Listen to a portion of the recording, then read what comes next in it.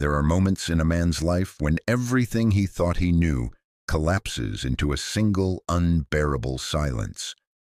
For Johnny Cash, that moment came on a Tuesday night in September in a trailer park outside of Bakersfield, California, where the neon lights flickered like dying stars and the air smelled of gasoline and regret. He was 53 years old. His voice was still a force of nature. His presence still commanded rooms, and his name still carried weight in every honky-tonk and concert hall from Memphis to Los Angeles.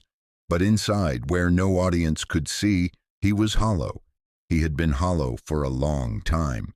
The show that night had been like all the others, a blur of lights, faces, hands reaching for him as if touching him might somehow save them. He sang the old songs, the ones people wanted to hear, the ones that made them feel something they couldn't name. And when he sang, he felt nothing. The words came out of his mouth like stones falling into a well. He heard the applause, saw the tears in the eyes of strangers, but it was all happening to someone else. Someone who looked like Johnny Cash, sounded like Johnny Cash, but wasn't him. Not anymore. After the show, he drove. He didn't tell anyone where he was going. He just got in the rental car and drove west, away from the venue, away from the people who wanted pieces of him, away from the silence that followed him everywhere. The radio played country songs he didn't recognize, sung by men who sounded like they were trying to be him. He turned it off. He ended up at the trailer park by accident, or maybe not. Maybe some part of him knew he needed to stop running, needed to find a place where no one knew his name, where he could just be a man sitting in the dark, listening to the sound of his own breathing. The trailer was small, painted a faded turquoise with a rusted awning and a plastic lawn chair out front. An old woman sat in the chair, smoking a cigarette, watching the cars go by on the highway. She looked at him when he pulled up, her eyes sharp and knowing, and for a moment he thought about driving away, but he was tired. So tired. "You lost?" she asked. "I don't know," he said. She nodded, as if that made perfect sense. "There's a diner 2 miles up. They're open all night." He thanked her and walked to the diner. Inside, it was bright and sterile, the kind of place that existed only to fill the hours between midnight and dawn. A waitress with tired eyes poured him coffee without asking. He sat in a booth by the window and stared out at the empty parking lot. That's when he heard it. Or rather, that's when he stopped hearing it. For 30 years, there had been a voice in his head. It wasn't a literal voice, not the kind that tells you to do terrible things or makes you question your sanity. It was quieter than that, more insidious. It was the voice that told him he wasn't good enough, that he was a fraud, that every success was an accident and every failure was proof of what he'd always suspected about himself. It was the voice that kept him moving, kept him performing, kept him chasing something he could never quite reach. And now, sitting in that diner in Bakersfield, the voice was gone. He waited for it, listened for it, but there was only silence. And in that silence, he heard something else, something he'd been drowning out for 30 years with music, with applause, with the roar of the crowd and the hum of the road. He heard himself. Not Johnny Cash, the legend, not Johnny Cash, the man in black, just a man, scared, alone, searching for something he didn't have a name for. He started to cry. Not the kind of crying that comes with sobs or noise, but the kind that feels like your chest is caving in, like something inside you is finally breaking open after being locked away for so long. The waitress pretended not to notice. The cook in the back kept flipping burgers. The world kept turning. And Johnny Cash sat in that booth and let himself fall apart. It started when he was 17. He grew up in a place where dreams were considered dangerous, where wanting more than what you were born into was seen as arrogance, as forgetting where you came from. His father was a hard man, the kind who believed that love was something you earned through work, through silence, through never asking for more than you were given. His mother was softer, but her softness was wrapped in sadness, as if she'd given up on wanting anything for herself and poured all her hope into her children instead. Johnny was the middle child, not the oldest, not the baby, just somewhere in between, easy to overlook. He learned early on that if he wanted to be seen, he had to be loud. He had to take up space. He had to make himself impossible to ignore. Music was how he did it. He didn't remember the first time he picked up a guitar, but he remembered the first time he played for an audience. It was at a church social, a hot summer night when the air was so thick you could barely breathe. He was 14, and he played a song he'd written himself, about a man who left everything behind to chase a dream he couldn't name. The adults clapped politely, but it was the look in his mother's eyes that he remembered. Pride, and something else. Fear, maybe, as if she knew that once he started, he'd never be able to stop. By 17, he was playing every dive bar and roadhouse, within 100 miles. He wasn't good yet, not really, but he had something. A rawness, a hunger that people could feel even if they couldn't explain it. He sang like he was trying to claw his way out of something, and people responded to that. They saw themselves in him. Or maybe they saw the version of themselves they wished they could be. He met a girl named Sarah at one of those shows. She had dark hair and darker eyes, and she looked at him like he was already someone. Like the man he was trying to become was already real. They got married 6 months later in a courthouse with 2 witnesses and a judge who kept checking his watch. Johnny promised her the world. He meant it at the time. But the world he promised wasn't the world he gave her. The first record deal came when he was 22, a small label out of Nashville, run by a man who wore too much cologne and smiled too wide. The contract was garbage. Johnny would realize that years later, but at the time it felt like everything he'd been working for. He signed without reading it. Sarah begged him to wait, to have someone look it over, but he couldn't wait. He was terrified that if he didn't grab it right then, it would disappear. The first single didn't chart, neither did the second. But the third one, a song about a man losing himself in the reflection of a woman he couldn't have, caught fire. It played on every country station, from Texas to Tennessee.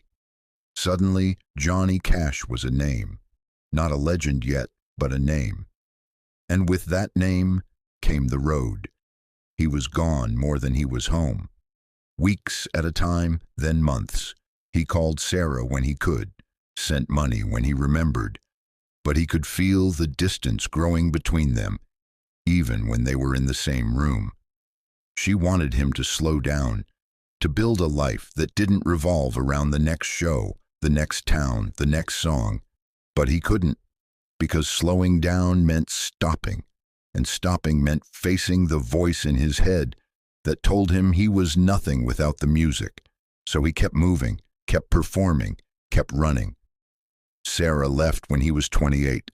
She didn't make a big scene, didn't throw things or scream. She just packed a bag one afternoon while he was on the road and left a note on the kitchen table. It said, "I can't compete with a ghost." He didn't understand what she meant at the time, but he would. Eventually. The years that followed were a blur of success and emptiness. He released album after album, each one more successful than the last. He played sold-out shows in arenas that held thousands. He shook hands with presidents, posed for magazine covers, became the kind of famous where people recognized him, even when he wore sunglasses and a baseball cap. But the voice in his head never went away. If anything, it got louder. You're a fraud. They don't love you. They love the idea of you. You're going to lose it all, and when you do, no one will remember your name. He tried to drown it out with everything he could find. Whiskey, pills, women whose names he forgot before morning. He told himself he was living the dream, that this was what he'd always wanted. But late at night, alone in hotel rooms that all looked the same, he knew the truth. He was terrified. terrified that one day the music would stop working, that the thing that had saved him would stop being enough, that he'd wake up and realize he'd spent his entire life running from something he could never escape. He met a woman named Elena when he was 35.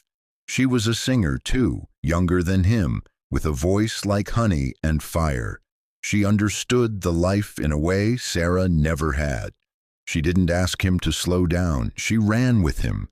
They got married in Vegas, drunk and laughing, and for a while it felt like maybe he'd found someone who could keep up. But Elena had her own demons, her own voice, and instead of saving each other, they dragged each other down. The fights were legendary, screaming matches that ended with broken glass and broken promises. They'd destroy each other and then make love like it was the last time, like they were trying to prove something neither of them could name. The tabloids loved it. The fans loved it. But Johnny felt himself disappearing. Elena left him after 3 years. She didn't leave a note. She just didn't come home one night, and when he finally tracked her down, she looked at him with eyes that were empty and said, "I can't do this anymore." He wanted to beg her to stay, but he didn't, because part of him knew she was right. The decline was slow at first, then all at once. His records stopped selling, not because they were bad, but because the world had moved on. There were new voices, new sounds, new stories. Johnny Cash was a name people remembered, but he wasn't the future anymore.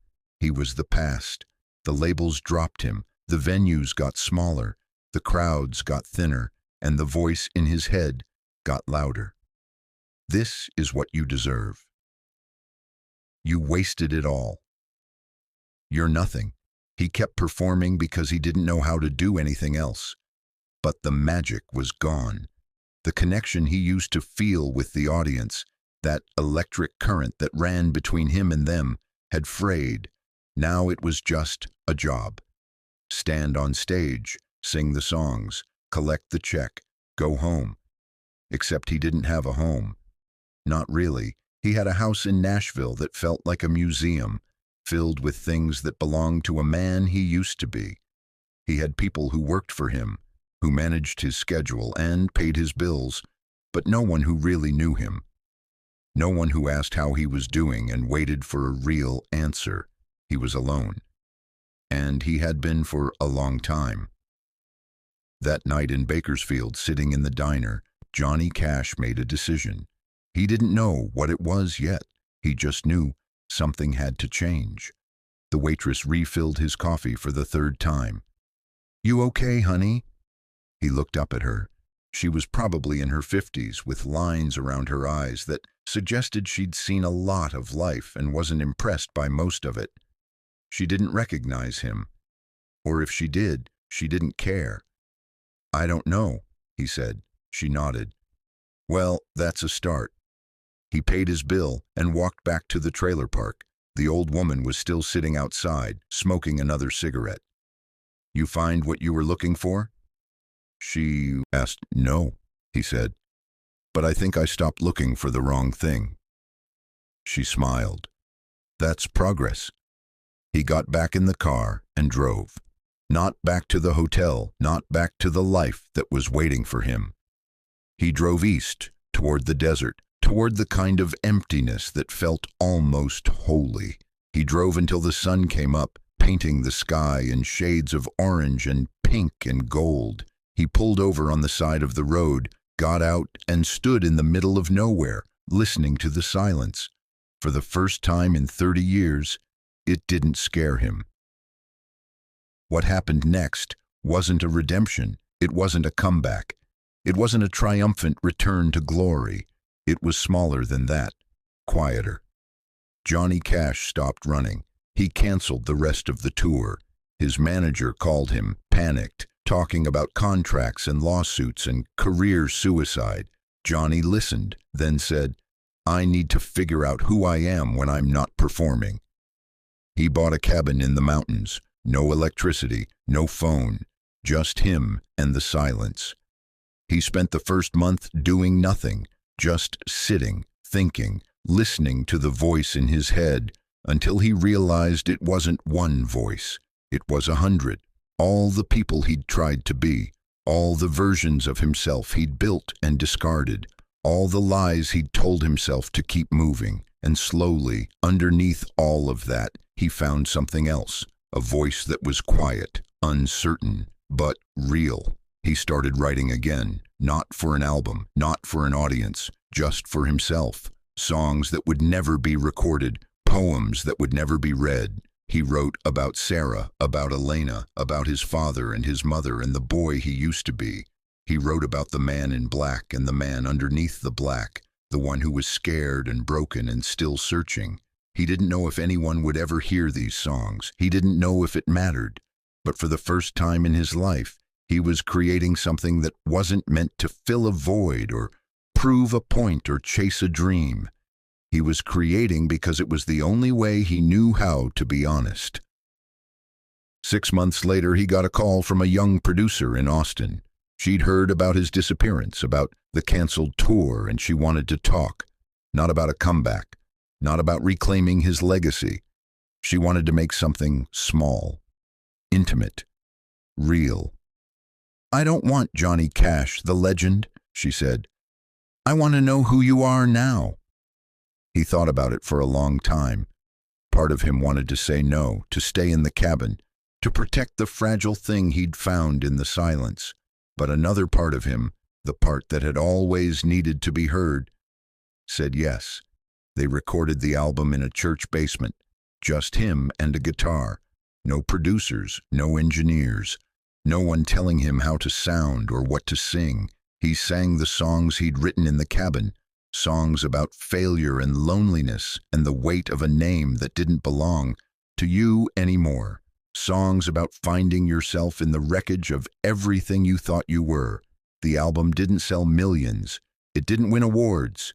But the people who heard it felt something. They heard a man telling the truth, not a legend, not a myth, just a man. And for Johnny Cash, that was enough. He never stopped being haunted. The voice in his head never fully went away. There were still days when he woke up and felt the old panic, the old fear that he was disappearing, that he'd wasted his life chasing something that didn't exist. But he'd learned to live with it, to sit with it, to let it be part of him without letting it define him. He thought about Sarah sometimes, about Elena, about all the people he'd hurt in his desperate attempt to outrun himself. He couldn't change the past, couldn't take back the years of running, but he could be present now. He could be real now, and maybe that was the closest thing to redemption a man like him could hope for. Years later, a journalist asked him what he'd learned from all of it, the rise, the fall, the silence, the return. Johnny Cash thought for a long time before answering. "I learned that the thing I was running from wasn't failure or obscurity or being forgotten," he said. "It was myself, the real me, the one underneath all the noise and the myth and the legend. And the night the music stopped, I finally heard him, and I realized he'd been there the whole time, waiting for me to stop running long enough to listen." The journalist asked if he regretted any of it. Johnny smiled. It was a sad smile, a knowing smile. "Every damn bit of it," he said, "and I wouldn't change a thing."